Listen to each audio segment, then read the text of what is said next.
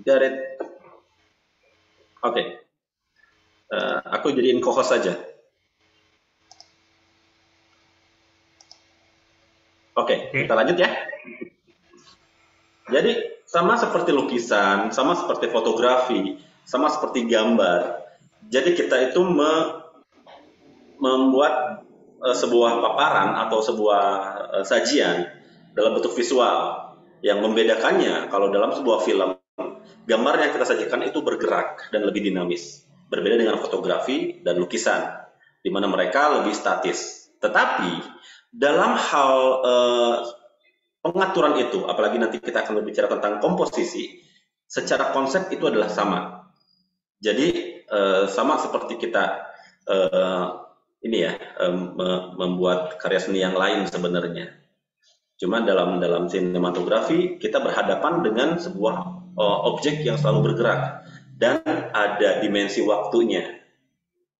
Di mana kalau lukisan, kalau fotografi kita menghentikan dimensi waktu dalam karya kita, sedangkan dalam sinematografi kita melibatkan dimensi waktu dalam karya kita. Nah, jadi di sini tentu ada yang terlibat. Di sini sebutkan ada kamera, ada lensa, dan pencahayaan. Nah, dan juga yang bilang bahwa sinematografi atau eh, fotografi itu membingkai dengan cahaya. Ada yang bilang seperti itu. Ya, itu adalah salah satu gambaran apa yang kita hadapi, apa yang kita akan kerjakan. Di mana kita akan berhadapan dengan tiga elemen itu, kamera, lensa, dan pencahayaan. Plus objeknya juga, objek yang akan kita uh, rekam dalam sebuah karya film. Oke, bentar. Next. Apa saja elemen yang ada dalam sinematografi? Ya, seperti yang kita bilang tadi ya. Yang pertama, kamera. Terus ada uh, lensa. Lensa bisa dibilang gini, kamera itu adalah simulasi dari mata kita. Apa yang dilihat oleh kamera dalam sebuah film adalah apa yang kita lihat dalam kehidupan sehari-hari. Itu kalau kita analogikan sebuah film adalah sebuah gambaran kehidupan kita, di mana si objek dalam sebuah film adalah kita sebagai subjek dalam apa ya, dalam penglihatan, dalam dunia kita. Jadi kamera itu memegang peranan yang paling penting. Tanpa ada kamera, maka sebuah film mustahil untuk dibuat.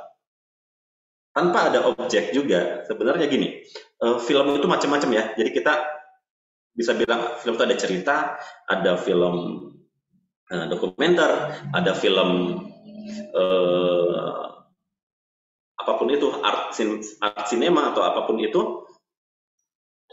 Apa yang menjadi objek itu mungkin tidak terlalu tidak terlalu harus ini atau harus itu. Apakah harus ada cerita, harus ada elemen-elemen yang ada dalam sebuah film pada umumnya. Tetapi kalau kita bicara sinematografi, yang kita bicarakan adalah apa yang tertangkap oleh si lensa, si kamera itu. Jadi kita bisa bilang bahwa kamera dan lensa adalah yang paling utama. Dan yang ketiga adalah cahaya. Cahaya adalah ya sebagaimana kita tahu ya, cahaya adalah apa yang menyinari. Tanpa cahaya pun sebenarnya kita nggak bisa untuk bikin sebuah karya sinema ya. Jadi tiga elemen itu. Kemudian di sini ada, mungkin ini dalam materi ini ada 5C, 5C of cinematography. Yang pertama adalah kamera angle. Kamera angle itu adalah sudut pandang kamera, dari mana dia mengambil gambar. Kemudian ada continuity. Continuity adalah sambungan, di mana kesinambungan antara angle satu dan angle lain. Karena kita melibatkan dimensi waktu tadi, maka terdapat yang namanya cutting. Di mana cutting ini, yang ketiga ini, harus terjadi continuity. Nanti kita bahas dalam selanjutnya. Jadi kesinambungan antara potongan-potongan gambar.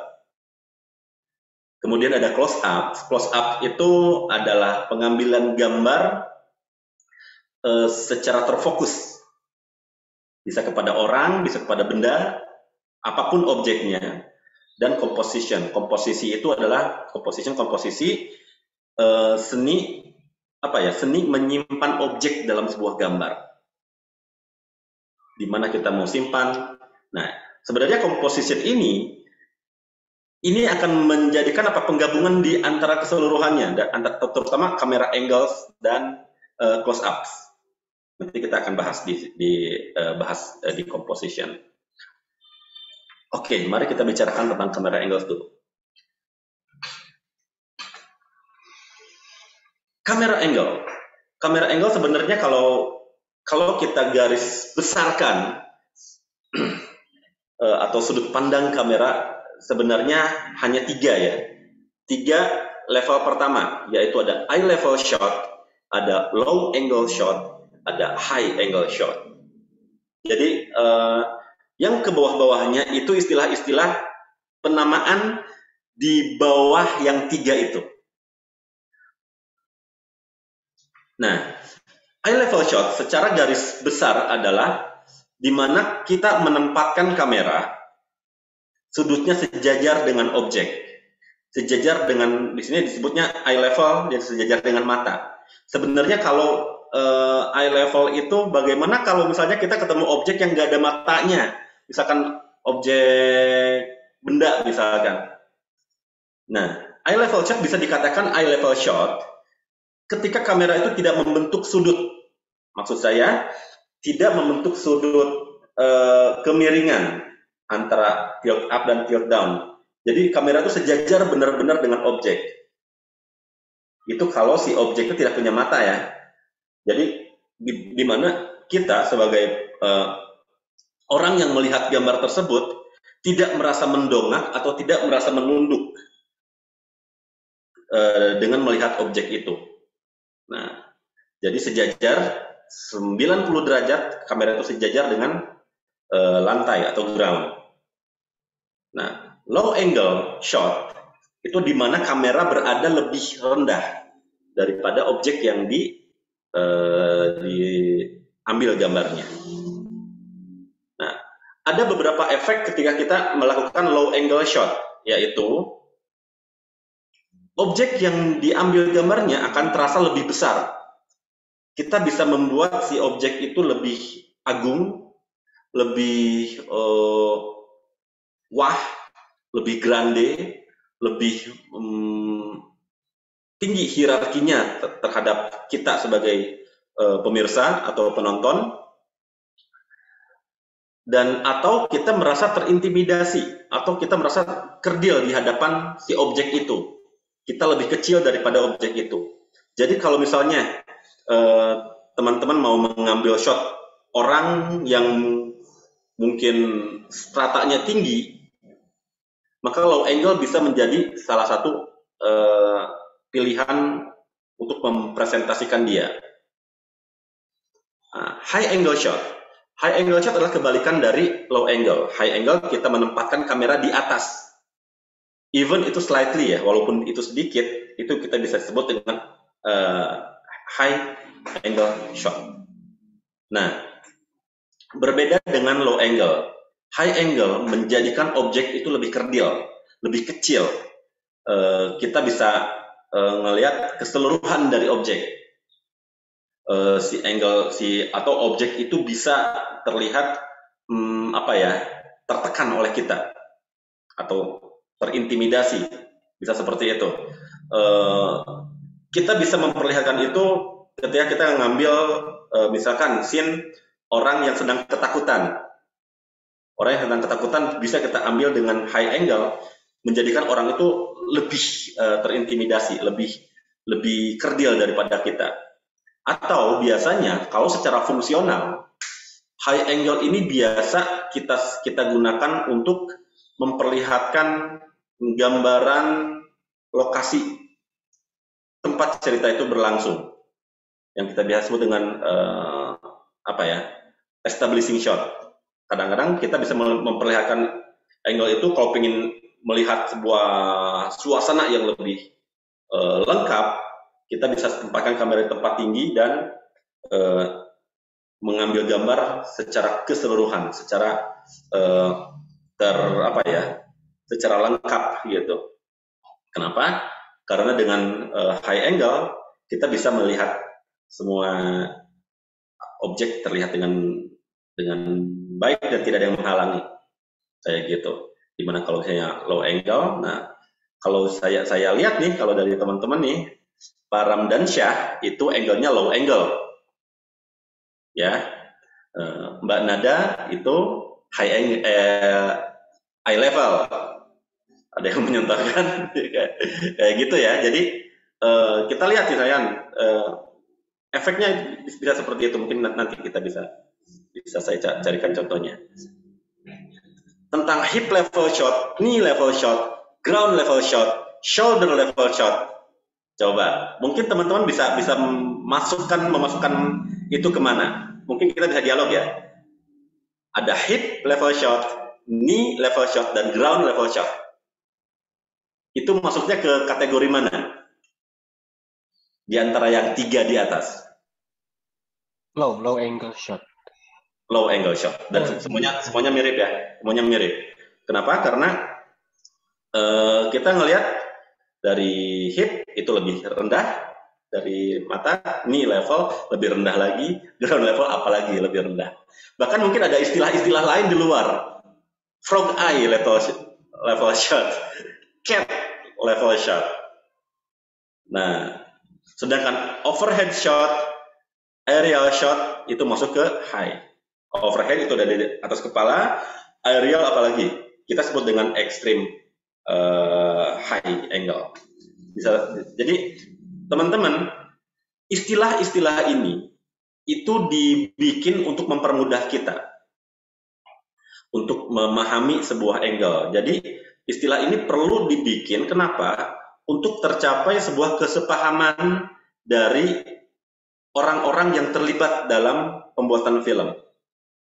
Kalau dalam film, terutama di sinematografi, ada beberapa orang yang terlibat. Selain sutradara, ada yang namanya director of photography.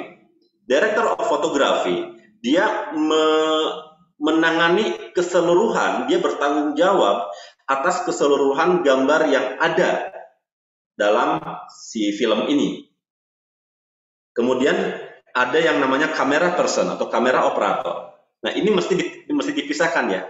Teman-teman, director of photography dan kameramen itu berbeda. Director fotografi bawahannya baru kameramen.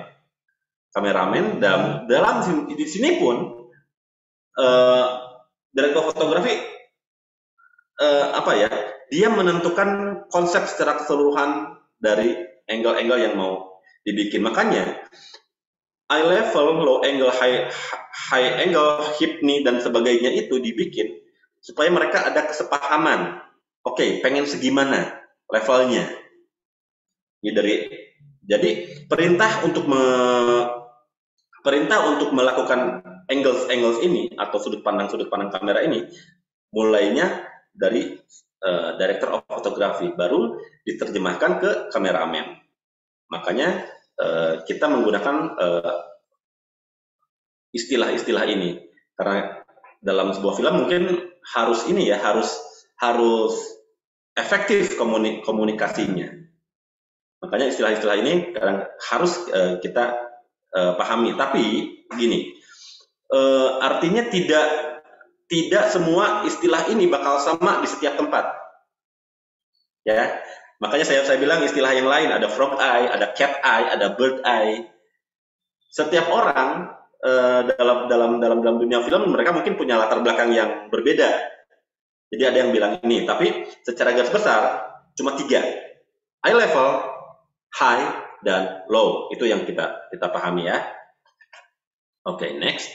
Nah, ini adalah contoh-contohnya. Ada low angles, high angles, ada Dutch angles. Dutch angles saya juga baru ini, tapi Dutch angle itu di mana si kamera dimiringkan. Ada overhead shot, ada eye level. Teman-teman nanti bisa dapat juga ya kali ya ininya ya, presentasinya. Oke, low angle. Kita lihat di shot 1, low angle. Ini unik. Ini jadi signature-nya seorang sutradara Amerika namanya Quentin Tarantino, mungkin teman-teman pernah dengar. Bahkan istilah angle ini, angle yang no shot satu ini bahkan dikasih nama khusus namanya trunk angle, bagasi mobil, sudut pandang bagasi mobil. Ini sangat sering digunakan oleh Quentin Tarantino jadi signature-nya dia di film-filmnya dia. Di filmnya dia pasti ada angle ini. Mau di Kill Bill, mau di ini Pulp Fiction, ada angle ini. Shot yang kedua ini adalah contoh dari high angle. Oke, yang pertama dulu ya. Di shot satu ini kita lihat, saya perbesar dulu. Nah, kita lihat si objek terlihat besar, si objek terlihat grande. Wah, gitu. Dibandingkan kita, bayangkan kalau kita ada di bawahnya, di bawah bagasi ini, ngelihat mereka. Kita seperti kita yang kerdil, seperti kita yang kecil gitu. Kita bandingkan dengan high angle. High angle, di mana kita bisa melihat keseluruhan objek. 1, 2, 3, 4, 5, 6, 7, 6 orang ini bisa terlihat dengan jelas.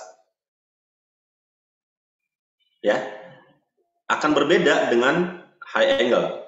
Dan mereka pun terlihat kerdil di kita, di sudut pandang kita. Kita berbicara kerdil itu secara visual ya, secara visual. Kerdil secara visual Nah, kemudian ada yang namanya Dutch angle. Dutch angle kalau di film biasanya digunakan ketika kita memiringkan sudut kamera secara horizontal ya.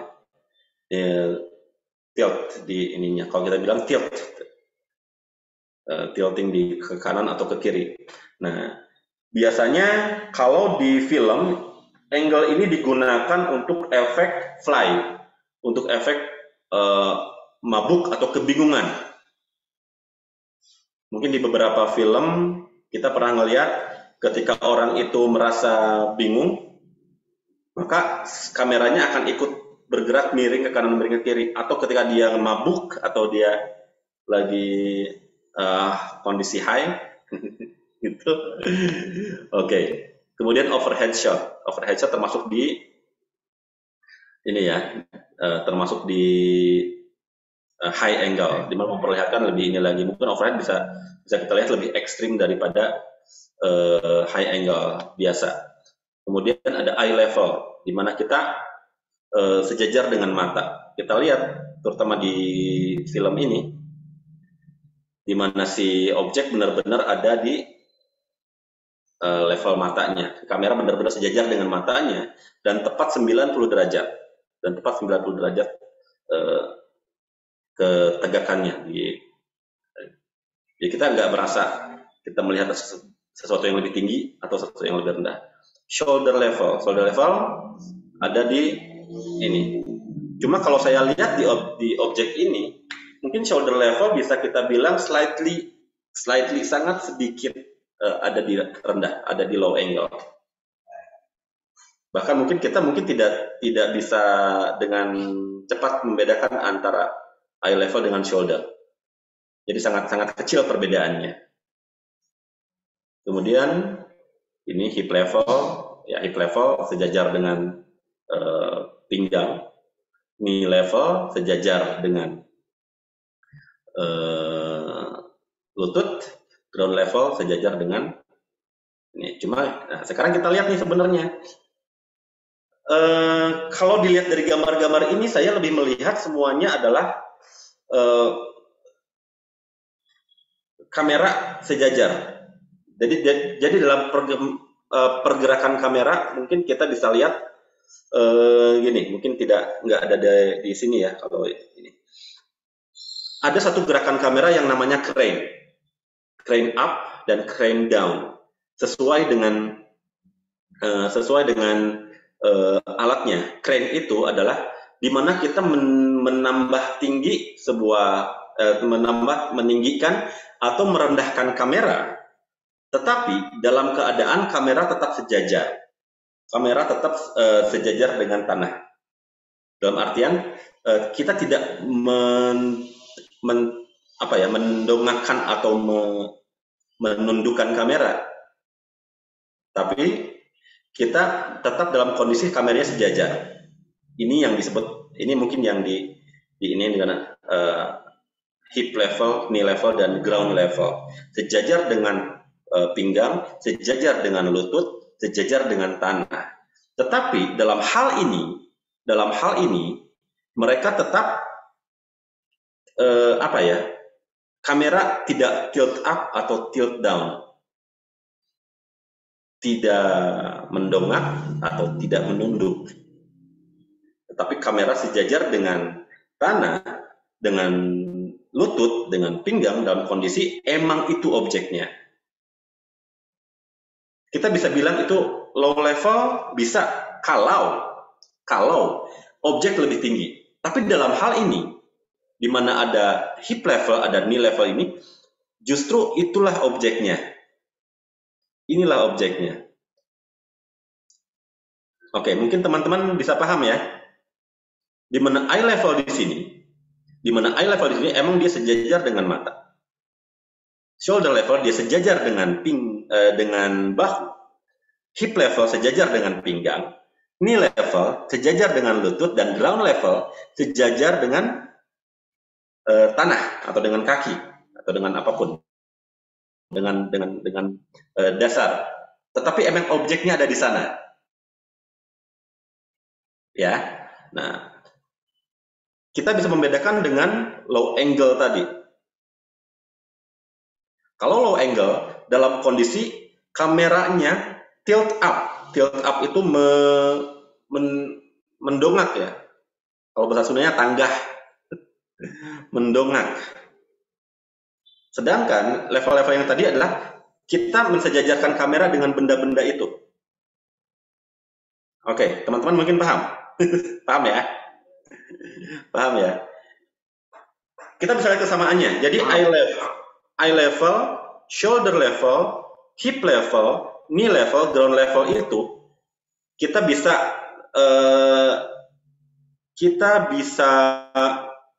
kategorikan sebenarnya dalam satu kategori, di mana si kamera membentuk 90 derajat sejajar dengan tanah. Jadi sejajar dengan tanah, sejajar dengan ground. Disesuaikan apa? Tapi kalau angle 3 yang tadi, low angle, eye level, dan high angle. Prinsipnya seperti itu. Kalau low angle, kameranya tilt up atau mendongak. Kalau eye level dan level-level selanjutnya, kameranya sejajar dengan objek. Kalau high angle, kameranya tilt down. Paham maksud saya? Jadi yang namanya eye level, shoulder level, hip level, sampai ground level, itu dalam kondisi kameranya sejajar. Oke, jadi kita ada pengkategorian baru di sini ya. Kalau overhead shot itu termasuk dengan high angle. Oke, aerial apalagi itu high angle. Oke, kita lihat selanjutnya. Nah, ada yang namanya shot size.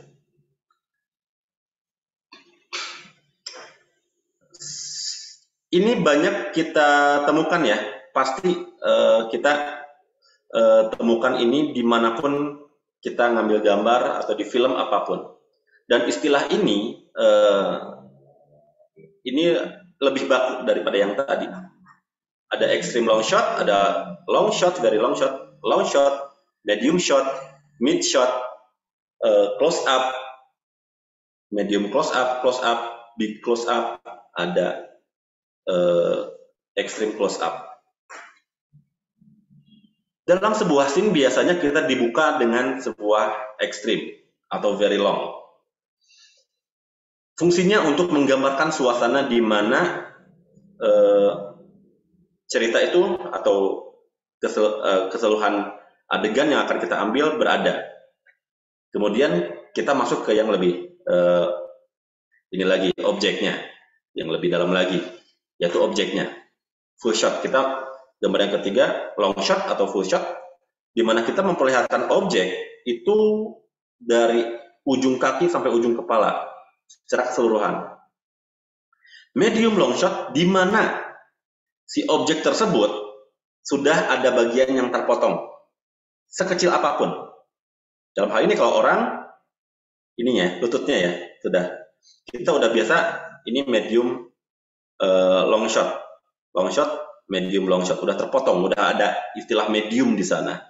Kemudian ada mid shot ketika kita membelah itu menjadi dua, proporsi yang relatif sama. Kita udah sampai ke tengah-tengah. Kemudian kita masuk ke kategori yang ketiga, close up. Yang pertama adalah medium close up, di mana medium close up itu ada di antara middle shot dan close up. Masih ada dada terlihat. Ketika close up, kita sudah terfokus kepada objek utama, dalam hal ini wajah. Nah, perlu diketahui bahwa close up itu bukan hanya pada wajah, tapi pada objek-objek di mana kita kita membuat si objek itu terlihat besar ya. Itu kita bisa bilang itu close up. Misalkan kalau misalnya objek jam tangan misalkan, kita perlihatkan jam tangannya aja memenuhi layar, itu sudah bisa dibilang close up, tapi kepada objek. Nah, kemudian ada big close up atau BCU. Jadi istilah-istilah ini CU, BCU itu digunakan biasanya dalam skrip pun sudah ada ini. Di mana ada bagian dari close up yang terpotong. Apakah dahi atau dagu itu udah terpotong, itu big close up, lebih ke dalam lagi, dan extreme close up.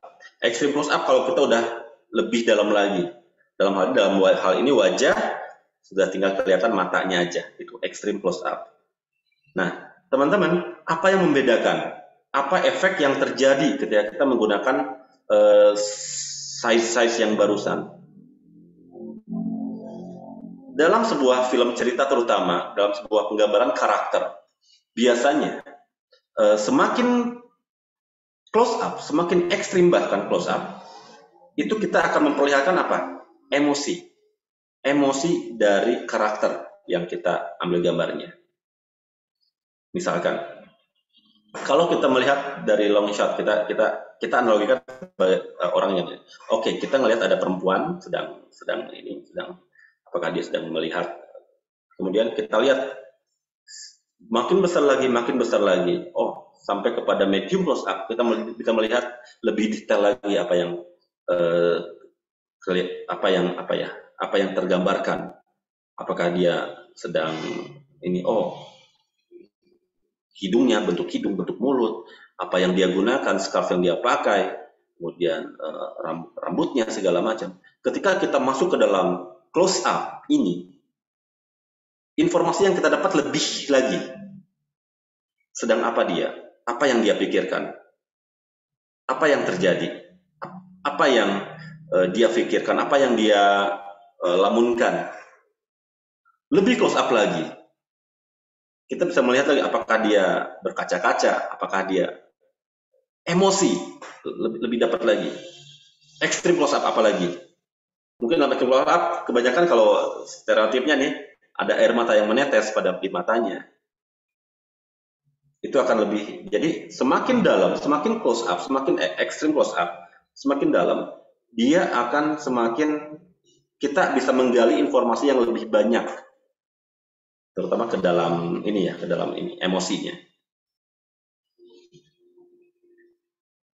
Oke, teman-teman, itu gambaran singkatnya. Kemudian next. Nah, ini dia. Ini adalah contoh mungkin dari yang saya lihat ini breakdown ya, Pak ya, dari sebuah scene. Shortlist ya? Oh, ini shortlist. Oke. Teman-teman, mungkin ini adalah list yang biasa dibikin. Kemudian jadi ini adalah shortlist dari sebuah scene. Kita lihat shot 1 eksterior, mungkin di sini kita ini shotnya apa? WS, kita lihat. WS itu apa tadi? Oh, di sini nggak ada WS ya. WS itu istilah lain kita ini. Cuma wide shot ya. Wide shot. Jadi seperti yang kita bilang barusan, setiap tempat punya istilah masing-masing. Setiap institusi punya istilah masing-masing. Mungkin kalau di sini bisa long shot, bisa ini. Wide shot, eye level. Kamera move static, berarti kameranya diam. Audio, VO itu istilah buat voice over. Subjeknya apa? Paul and Son. Paul dan anaknya. Paul dan sedang mancing di danau. Nah, jadi istilah-istilah gitu akan kita gunakan untuk ini. Nah, VWS. Ya, ini istilah. Gimana? Very wide shot. Ya, very wide shot berarti ekstrim. Kalau dalam istilah tadi berarti apa? Sorry, saya salah pencet. Itu tadi very long shot ya? Very long shot, iya. Atau bisa ini. Ya gitu ya teman-teman ya. Very wide shot, high angle. Paul and Son playing baseball. Ya. Jadi setiap ini adalah perencanaan apa yang mau kita bikin. Jadi seorang filmmaker, seorang sutradara dan director of photography dia bikin seperti ini dulu. Supaya apa? Karena perencanaan ya. Mungkin teman-teman udah bahas juga ketika di praproduksi. Jadi sebelum produksi ini ya. Maka ini dia ada istilah-istilahnya. Oke, mungkin di sini ada istilah pan. Pan itu adalah gerakan kamera. Mungkin ini teman-teman bisa sedikit referensi dulu ya. Jadi pergerakan kamera itu ada pan, ada tilt. Pan dan tilt itu sebentar, saya harus charging HP saya dulu.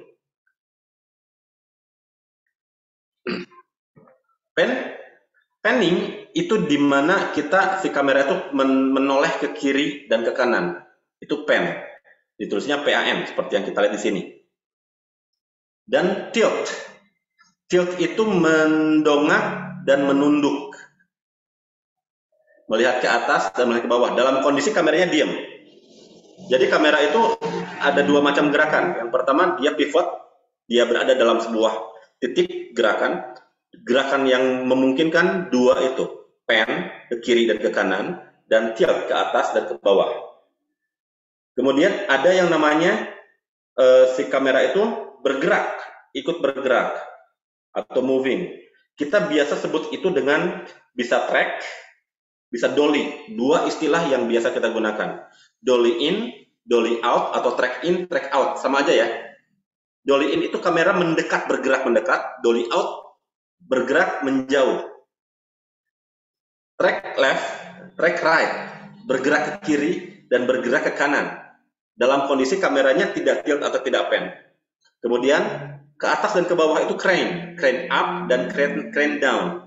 Seperti yang kita lihat tadi dalam angle knee level itu yang digunakan kameranya adalah crane down, makin rendah lagi crane down dan crane down lagi. Oke. Selanjutnya ya ini MCU ada medium close up, wide shot lagi, medium shot. Jadi istilah ini menjadi penting untuk untuk menjadikan komunikasi antara orang-orang yang terlibat dalam film itu menjadi efektif. Nah, di sini harus sepakat dulu mana yang mau kita pakai, istilah mana yang mau kita pakai. Dan bagusnya dari awal dan sampai akhir disepakati oleh teman-teman dalam sebuah tim, terutama istilah mana yang mau kita pakai. Ada yang bilang long shot itu adalah full shot, ada juga jadi FS. Itu makanya dalam tiap tempat, tiap institusi kadang-kadang berbeda istilah. Dari sini aja kita udah berbeda istilah. One shot berarti long shot, very long shot, atau ini yang tadi ya. Oke. Sampai mana tadi? Sorry. Page down, page down. Oke. Continuity shot, framing, camera position, dan shot size. Framing. Framing itu di mana kita menempatkan objek-objek dalam sebuah gambar, Misalkan gini, secara garis besar apa yang ada di kamera itu, gambar yang ada di kamera itu ada 3 macam. Ada objek itu tersendiri, ada background, dan ada foreground.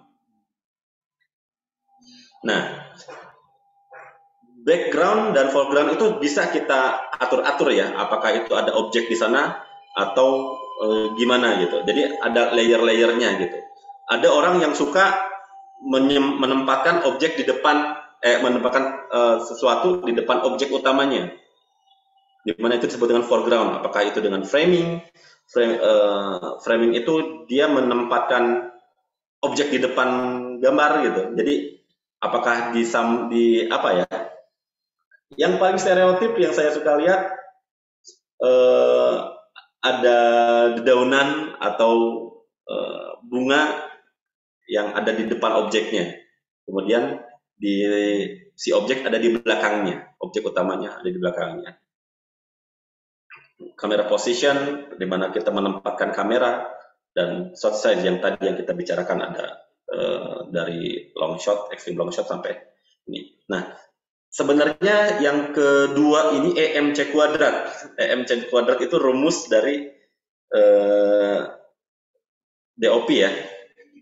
Jadi gini, dalam sebuah pengambilan gambar, dalam sebuah scene misalkan, ini adalah urutan kita mengambil gambar. Establish shot, master shot, cover, dan cover, EMC kuadrat ini. Cover dan close up shot. Jadi gini, dalam sebuah scene, kita mengambil beberapa elemen penting. Yang pertama, establish shot. Establish shot berarti kita memperlihatkan tempatnya dulu, di mana dia berada, yang tadi saya bilang. Bisa itu dengan very long shot atau dengan extreme long shot. Kemudian master shot. Master shot itu satu adegan penuh biasanya diambil dari A sampai Z, dari awal sampai akhir. Jadi si kamera boleh itu statik atau bergerak, tapi dia mengambil seluruh adegan dari awal sampai akhir. Apakah itu percakapan atau sebagainya. Cover 1 adegan itu diulang, tapi dengan mengambil satu angle. Apakah itu karakter A atau karakter B. Satu cover menangani satu tokoh atau satu karakter. Jadi si cover ini bisa jadi ada 2 buah.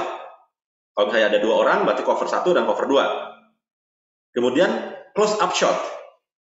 Close up shot kalau diperlukan close up untuk mendukung adegan itu atau scene itu. Misalkan adegan Forrest Gump ketika dia melihat kondisi di peperangan, di close up tangannya sedang tremor, di close up tangannya gemeteran. Itu termasuk dalam close up yang ketiga, di mana si tangannya gemeteran ini ditangkap oleh kamera, di close up oleh kamera, dimasukkan sebagai insert untuk menguatkan karakter si Forrest Gump itu. Bukan Forrest Gump ya, Kapten yang ini ya, yang sorry, saya salah film. Saving Private Ryan. Saving Private Ryan, sama-sama Tom Hanks. Oke, itu ya, memperlihatkan tangannya gemeteran gitu. Seperti itu insert, di mana kita memasukkan close up untuk mendukung sebuah pengkarakteran atau sebuah adegan. Kemudian cutting, cara membuat penggabungan shot menjadi halus dengan 180 degrees rule dan 30 degrees rule. Mungkin teman-teman bisa melihat ini. Ini adalah aturan penyimpanan kamera, pemposisian kamera. Jadi teman-teman, dalam mengambil satu shot, kita harus ada yang namanya continuity. Kita bisa aja terjadi dalam satu adegan, satu scene, kita mengambil satu objek dengan shot-shot yang berbeda sesuai dengan waktunya. Nah, dalam hal ini kita bukan diharuskan ya, kita membuat sebuah garis di mana itu garis imajiner, di mana kita bisa menempatkan kamera dan kita jangan menempatkan kamera. Ini disebut dengan 180 degrees rule. Jadi kita lihat di sini ada garis hijau. Ini adalah misalkan kalau misalnya kalian pertama kali menempatkan kamera di sini di area hijau ini, maka jangan sampai keluar dari zona ini. Kalau sampai keluar, akan terjadi kekacauan orientasi atau disorientasi. Mungkin di sini teman-teman bisa lihat. Kita lihat ini adalah plan site-nya ya. Ada satu karakter laki-laki dan satu karakter perempuan dan 4 penempatan kamera. EMC kuadrat. Master shot itu adalah ini. Kamera 1 adalah master shot. Di mana sejak awal sampai akhir master shot ini akan mengambil percakapan mereka berdua secara utuh. Ekstra yang pertama atau C yang pertama adalah yang 2 ini.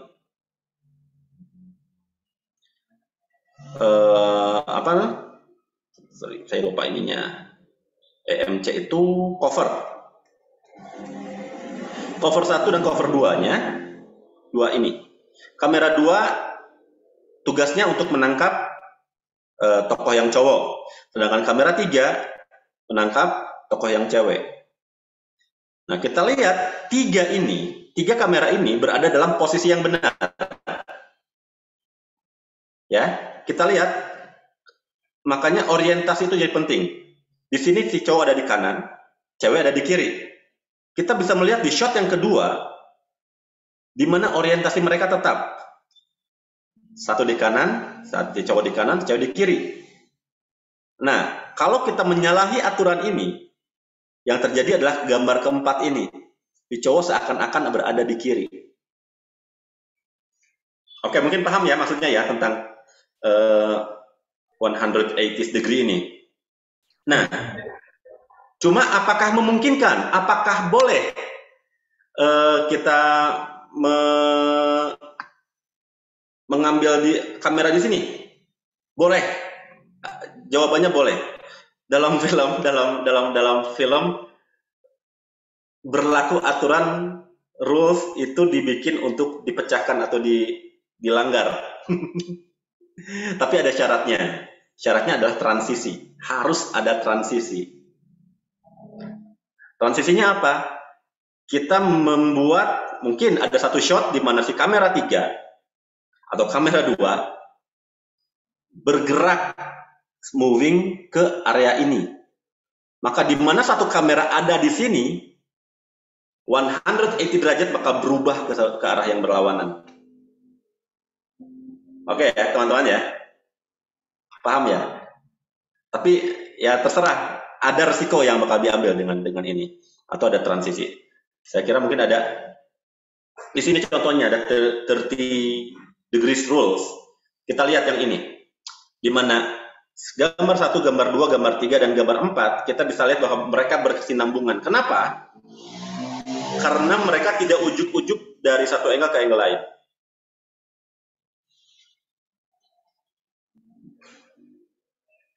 To avoid jump cuts. Nah, jadi untuk jump cuts itu transisi yang terlalu jauh. Kita bisa menempatkan kamera bertahap 30 derajat, 30 derajat, 30 derajat. Bisa seperti itu. Tapi teman-teman, satu kali lagi saya bilang bahwa ini bukan hukum baku dalam sebuah pengambilan gambar ya. Jadi ada banyak sekali metode yang bisa kita gunakan di mana ini adalah salah satu dari angle-angle yang bisa kita ambil atau keputusan-keputusan yang bisa kita ambil.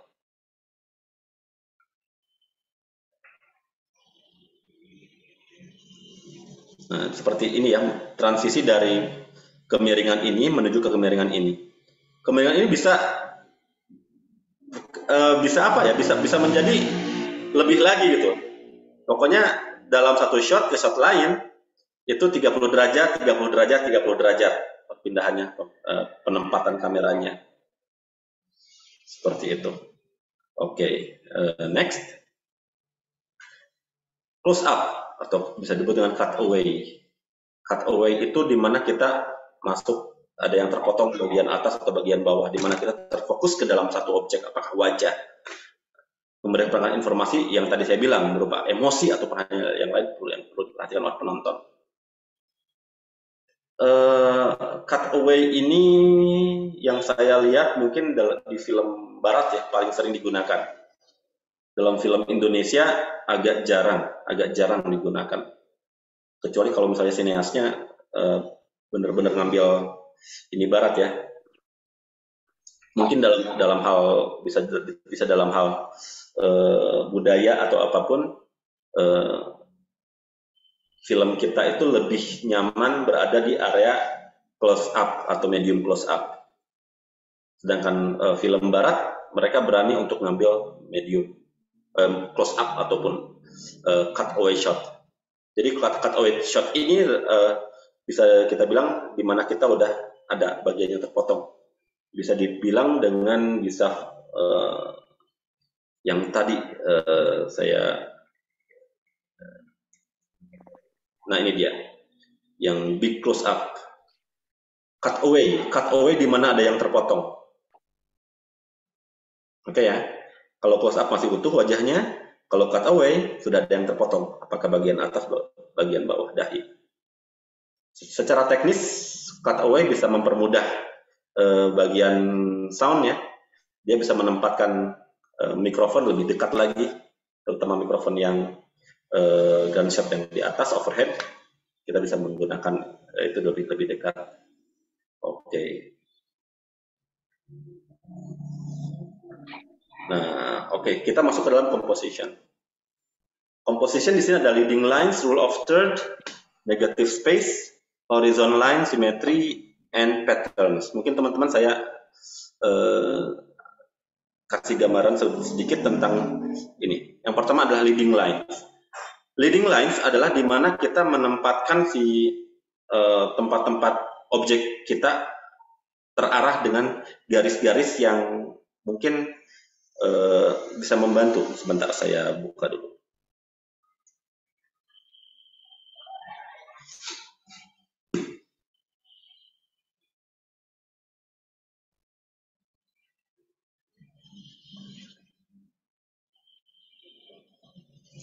Oke, teman-teman bisa melihat ya. Ini adalah contoh dari leading lines. Leading lines ini kita gunakan untuk menjadi patokan kita untuk menempatkan objek atau secara keseluruhan. Bisa dari motion atau gerakan, bisa dari komposisi, di mana kita menempatkan objek. Di mana kalau kita leading line, sama seperti kita menggambar perspektif, di mana kita menempatkan garis-garis itu sebagai acuan kita mengambil gambar. Tapi tidak selalu harus terfokus ya teman-teman. Ada yang seperti ini juga. Di mana leading lines dalam hal ini kita membentuk banyak banget formasi seperti ini. Barisan-barisan tentara dan sebagainya. Ada juga seperti ini. Kita membuat leading line itu garis-garis tembok, garis-garis pola lantai, tralis, langit-langit, itu membentuk ke dalam satu objek. Kita bisa menempatkan objeknya di tengah ini. Jadi tidak harus selalu tersenter. Tersenter itu mungkin bisa, tetapi kita kita menjadikan si garis-garis tersebut sebagai acuan kita untuk menempatkan objek supaya menjadi pusat perhatian. Oke. Selanjutnya yang kedua mungkin langsung saja saya ini ya. Sorry. Adalah leading lines. Kemudian ada yang namanya horizontal. Oh, masuk ke rule of third dulu ya. Rule of third, sebentar.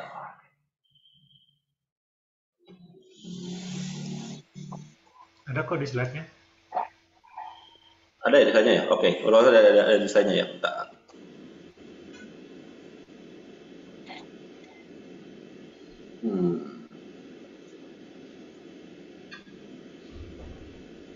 Nah, rule of third kita membuat, jadi apa ya?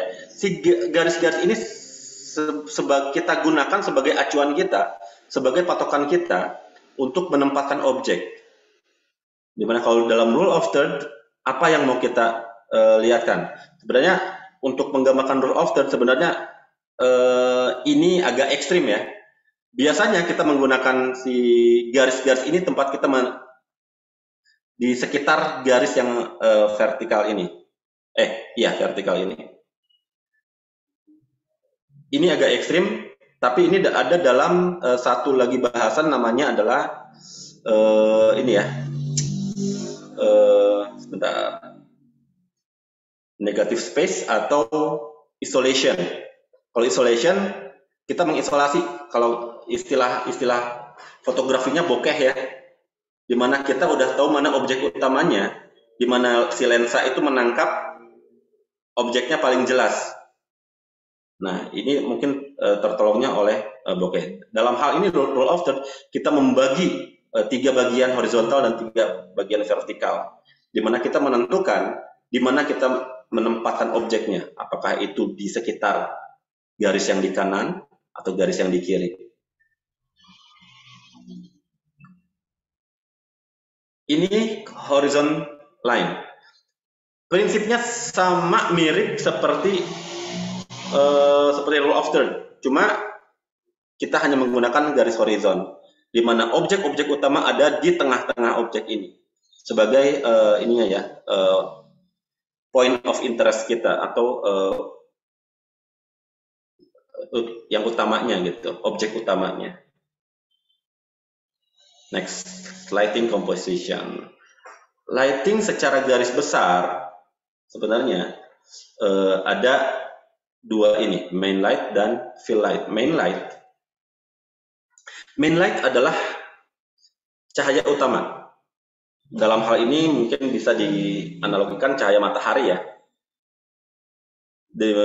Jadi satu sumber cahaya yang paling kuat itu kita sebut dengan main light. Sedangkan fill light itu adalah cahaya yang intensitasnya lebih kecil daripada main light, yang gunanya untuk menerangi bagian-bagian yang tidak terkena cahaya dari main light. Seperti teman-teman lihat mungkin gambar saya, sisi sebelah ini gelap, sangat gelap. Tapi ketika saya kasih cahaya di sini, ini adalah fill light. Saya bisa melihat, teman-teman bisa melihat gambar saya di sini ada sedikit ini ya, sedikit lebih tercerahkan gitu. Nah, itu fungsinya. Jadi kekurangan kamera itu berbeda dengan mata kita ya. Dimana kalau mata kita mungkin ISO-nya bisa dibilang hampir tidak terbatas ya. Kita bisa melihat hal yang kecil, hal yang besar, jutaan warna. Tetapi yang namanya kamera, apalagi kamera digital, dia punya keterbatasan. Seperti pencahayaan, di mana kita harus benar-benar diatur. Kita harus diatur mau menggunakan ISO berapa atau bukaan frame berapa untuk mengambil sebuah gambar, di mana kita butuh dan kita membutuhkan cahaya yang mungkin tidak hanya 1 atau 2 titik. Secara lengkapnya mungkin ada satu lagi yang namanya backlight. Backlight itu ada cahaya yang kita simpan di belakang objek. Gunanya apa? Untuk membuat perbedaan yang jelas antara objek dan background. Di mana backlight ini kita bisa gunakan untuk bisa menyinari rambut misalkan. Kalau backgroundnya warna hitam, rambut kita hitam, tanpa backlight, rambut kita akan tenggelam di background. Tapi dengan backlight, kita bisa menjadikan si objek kita terpisah dari background. Dalam hal ini saya lihat gambar profilnya Mas Deddy Mulyadi ya, itu menggunakan backlight. Mungkin teman-teman bisa lihat gambarnya. Seragam Persibnya yang warna biru ini, yang di depannya terlihat bersinar. Nah, itu backlight. Dia menggunakan cahaya backlight. Seperti itu. Oke, sepertinya sampai sini. Selesai. Oke, teman-teman, itu gambaran sedikit tentang sinematografi. Mungkin singkat dalam waktu yang singkat ini. Mungkin teman-teman ada yang mau ditanyakan atau gimana? Saya persilahkan saja, atau gimana, Bang? Ya, boleh. Teman-teman masih ada waktu kurang lebih 10 menit nih. Manfaatkan waktunya, karena yang di Jakarta Bandung berbuka kurang lebih jam 18 udah ya. buka ya? Jangan udah buka belum? Belum ya? belum. Kita ngabuburit sambil ngobrol. Silakan.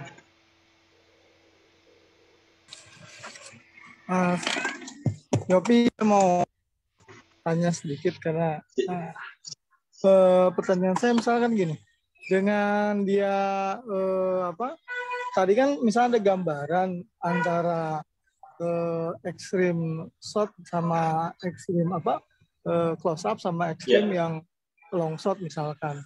Nah, dari gambar itu saya ngeliat itu nggak mungkin dalam satu kamera yang bisa zoomnya lebar banget gitu ya.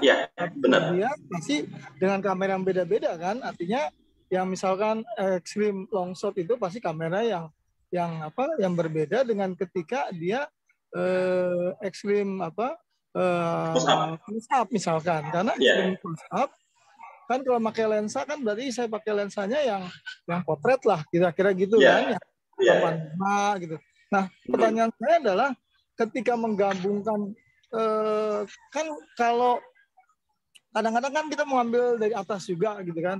Pertanyaan saya, kalau saya pakai lensa yang berbeda, sementara misalkan saya kan paling senang pakai potret, kita kan 85 bukaannya 1,2 misalkan ya. Nah, itu kan kualitasnya kan beda-beda. Apakah kemudian nggak ngaruh gitu, atau kemudian kan beli lensa kan kita kan mau bikin film pendek kan, masa mengisi investasi yang antara wide angle kemudian potret, satu lagi yang bisa zoom segala macam. Itu pertanyaan pertama. Pertanyaan kedua, ketika membuat kan gini, tadi kan komposisinya kan dalam bentuk line ya, sepertiga itu kan biasa ya.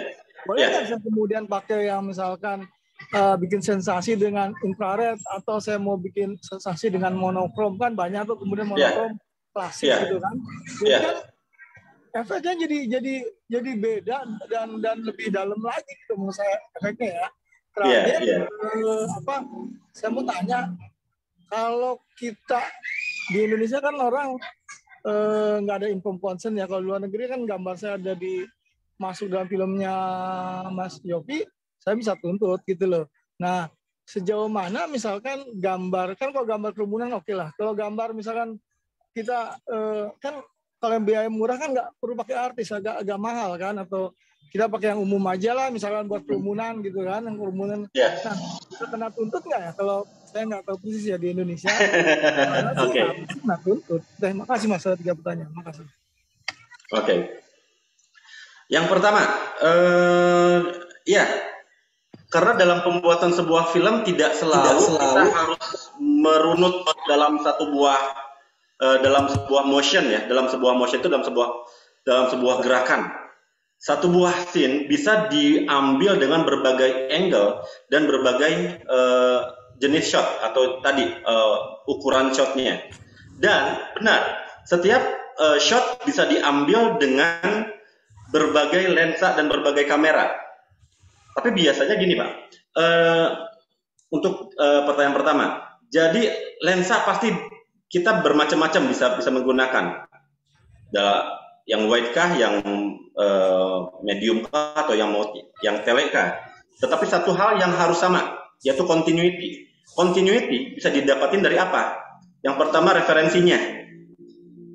Dalam pengambilan sebuah gambar biasanya seorang DOP dia udah punya referensi. Yang pertama referensi cahaya, referensi bukaan kamera, dan referensi bukaan kamera pun sebenarnya lebih detail lagi. Ada kalau DOP yang lebih detail lagi, dia pasti membawa sebuah alat yang namanya apa ya? Mungkin teman-teman fotografi lebih hafal, di mana dia alat itu bisa mengukur intensitas cahaya pada satu tempat. Di mana si kamera itu bisa selalu dia sesuaikan lagi ininya, apakah bukaannya, apakah bukaan ISO-nya, apakah frame rate-nya, selalu dia sesuaikan dengan level yang ada dalam ini. Itu ya, Pak. Kalau di Ikro itu kita selalu ngeliatin satu box color palette gitu, di mana dia. Nah, itu fungsinya untuk agar satu shot dengan shot lain, walaupun kita mengubah posisi kamera, mengubah lensa, mengubah pencahayaan, intensitas itu yang harus tetap dalam sebuah pengambilan gambar, yang namanya continuity tadi. Jadi continuity bukan hanya dari shot ke shot, tapi dari cahaya ke cahaya selanjutnya harus sama. Nah, dalam hal ini kalau kamera, Pak, seorang DOP biasanya dia berpegang pada satu merek kamera saja, satu kamera saja, satu jenis kamera saja. Akan berisiko kalau kita menggunakan misalkan kita multi shot ya, satu kamera dengan kamera lain beda, satu Canon, satu Nikon, satu apa, karena bahasa mereka berbeda. Jadi mereka biasanya menggunakan satu merek supaya apa? Supaya bahasa visualnya sama. Oke. Yang kedua tadi apa ya? Saya lupa.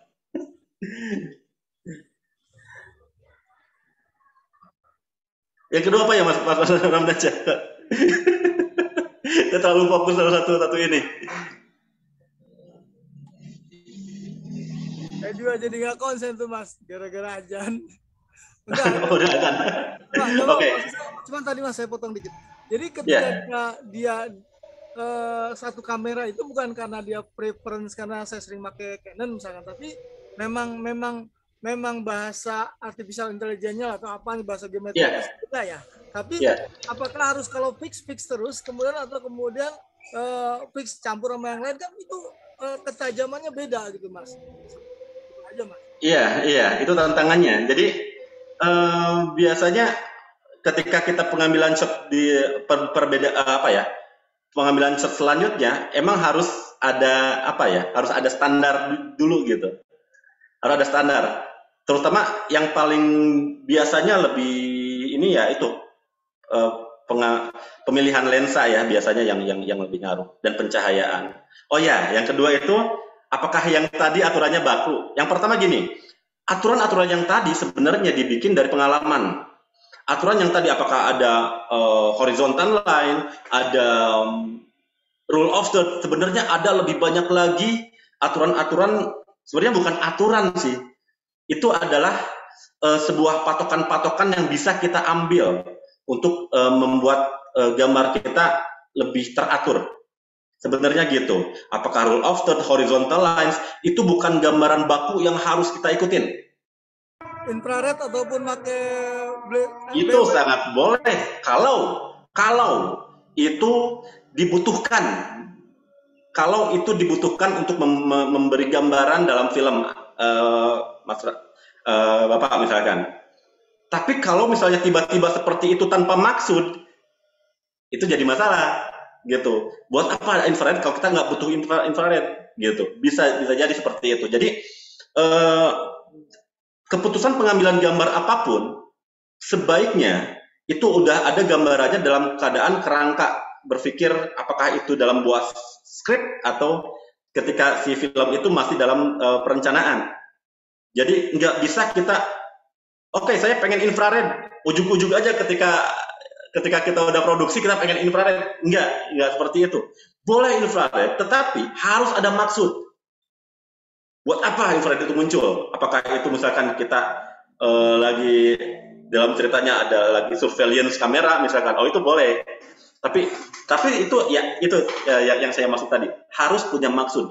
Setiap shot sebagai seorang DOP, kita harus bisa mengambil tanggung jawab gitu. Kita harus bisa mempertanggungjawabkan kenapa shot itu diambil, kenapa pakai lensa ini, kenapa pakai ini angle-nya ini, pencahayaannya seperti apa, bahkan warna yang kita pakai pun dalam sebuah film itu harus bisa kita jelaskan gitu. Seperti itu. Yang ketiga tentang kerumunan apa, Pak? Hak cipta dalam kerumunan tuh, Mas. Hak cipta dalam kerumunan. Kan ada orang yang kita ambil gambarnya itu di Indonesia. Dituntut nggak? Kalau luar negeri pasti tuntut itu. Oh, dalam hal yang tadi maksudnya. Pengambilan gambar kan kadang-kadang kita butuh crowd kan, butuh kerumunan. Nah, kalau nggak semuanya kan aktor kan. Ya, saya ngerti. Oke, kalau kita mengambil crowd dalam artian ini, iya, kita bisa disu sebenarnya. Kalau kita tidak minta izin. Nah, dalam pengambilan sebuah film, ya kalau di luar negeri sih mungkin gampang ya. Semua orang yang ada dalam crowd itu dibayar semua. Nah, bagaimana kalau kondisi dalam kondisi kita gitu? Kita mau bikin suasana pasar, tapi kita nggak mampu untuk bayar orang-orang yang di pasar. Sebenarnya gampang sih. Kita kasih tahu mereka bahwa mereka akan diambil gambarnya. Kita kasih mereka apresiasi bahwa mereka adalah bagian dari film kita.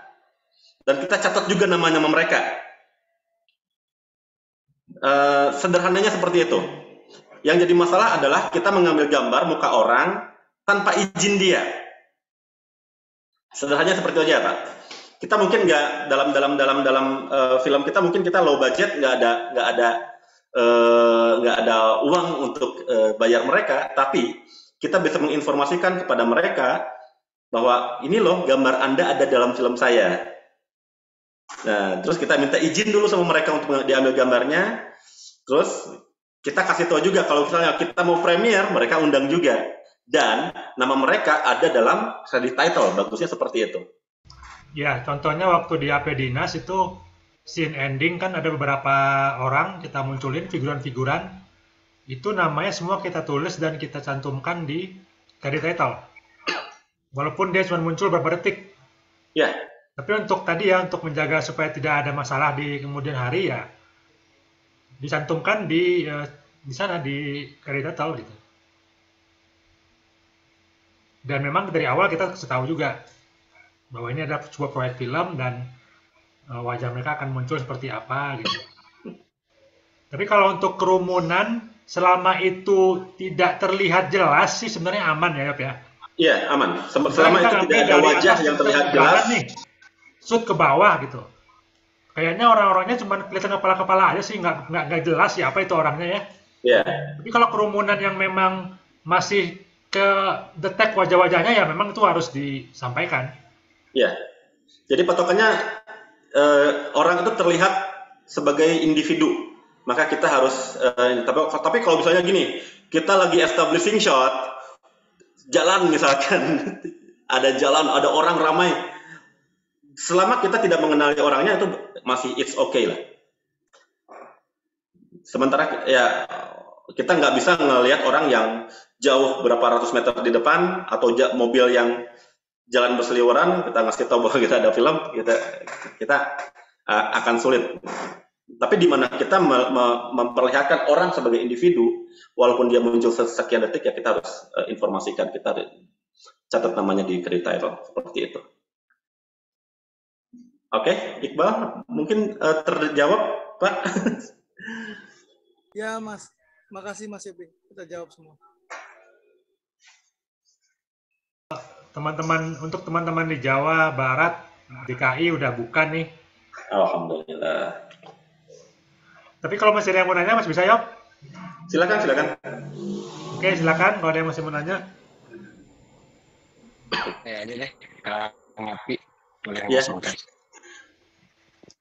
Ya, selamat buka yang di Indonesia, jam maghrib. Ya, teman-teman, selamat buka puasa. Cuma mau bilang makasih aja, saya tuh sebenarnya dari dulu udah hobi fotografi, dulu sempat jadi YouTuber juga. Asik. Tapi enggak yang tadi itu baru tahu teori itu sekarang gitu, jadi lebih semangat lagi insya Allah bikin video lagi lah, coba lagi. Dan sekarang kan udah komprehensif ya, sama dari projection, dari bikin skenario, dari materi beberapa minggu ini. Jadi terima kasih juga ke Kak Iqbal dan ke materi semuanya, alhamdulillah nih. Jadi semangat lagi, harus beli kamera lagi kayaknya. Semangat, semangat. Ditunggu liputan Piala Dunianya. Ya, siap. Itu Piala Dunia bisa jadi Siap, satu ya, lagi konten nyari itu. partner nih. Ya, itu lagi nyari partner medianya ini. Lumayan banyak konten yang bisa dibuat. Ya, saya cuti sebulan, Kang Iqbal, khusus buat Piala Dunia nanti. Nah, itu kalau bisa kita siapkan skripnya yang benar-benar bisa kita ini ya. Karena itu kan event yang mahal ya. Mahal banget, 4 tahun Betul. sekali, kemudian ya, skala dunia. Kalau dari sekarang misalnya ada target nih, misalnya YouTube, konten YouTube mau dari sekarang kita bisa, ya inilah coba Ada desain ya. privilege saya kasih di sini, nggak usah ke Bank Indonesia. Iya, Iya. salah. Itu kesempatan langka dan ini banget, sangat ini banget ya, berharga gitu kalau bisa dimanfaatkan Iya. dan didokumentasikan. Jadi kalau ada ide bisa dimulai dari sekarang itu ide-idenya.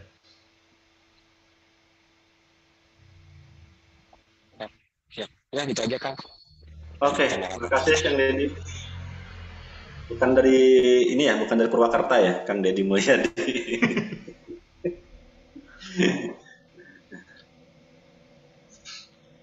Oke, mungkin yang lain, Bang. Lagi di Qatar ya. Oh, lagi di Qatar. Wah. Pakai I dia, masa pakai Y. Iya, benar.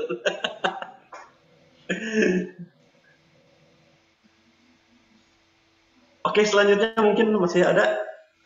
Ini satu-satu udah undur nih, berarti ini udah pada buka kan, jadi Iya. saya kira cukup sih materi sore hari ini, karena memang